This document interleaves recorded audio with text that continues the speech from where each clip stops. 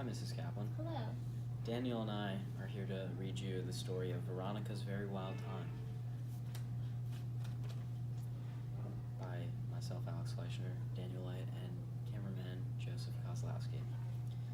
Veronica was sitting in class one day when something impossible happened. A voice whispered to her and called her towards her locker. As she began to get out of her seat, she stopped and wondered if anyone else had heard the voice. Nope. She grabbed a hall pass and walked to her locker down the hallway. As she got closer, the voice got louder and louder until she opened it. An old man appeared in her locker with a foggy haze around him. He began to speak. We are going to see the events that transpired during the Italian Unification. Veronica was dragged into the mysterious locker. Ah, boom. Sound effects. Veronica slammed on the dirt ground as she watched the old man soar through the sky. Where are we? Said Veronica. We are in what you now call Italy. After the Congress of Vienna in 1815, Austria ruled some of the Italian provinces, and others were ruled by Spanish families. Between 1815 and 1848, many Italians began to want change.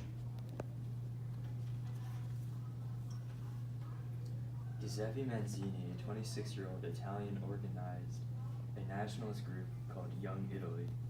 The group led many revolts throughout the Italian peninsula. Although there were many uprisings, they failed. Camillo di Cavour, the named count of the king, was a wealthy middle-aged aristocrat who tried to help the king retain power.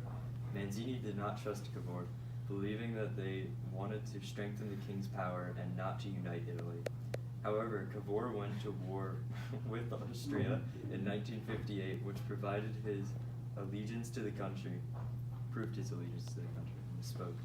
Giuseppe Garibaldi, a bold and romantic soldier, led a group of rebels who became known as the Red Shirts.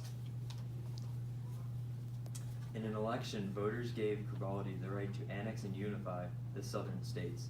So, the Red Shirts and the King's Northern Rule allowed the state of Italy to become a unified country. Wow, I didn't know any of that. History's awesome, exclaimed Veronica. A few moments later, the two of them reappeared in the locker.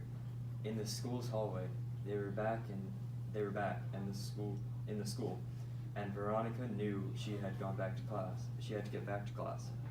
Thank you, wise man. What's your name anyway? Like a wave dissolving into itself, the old man disappeared into thin air. That's it. Wow, good job.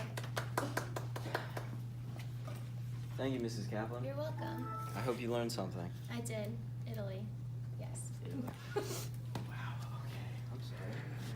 That was great. That's Let's good stop job. I know it laughing, took a man. couple takes, but it happens. It's okay. I have to edit it because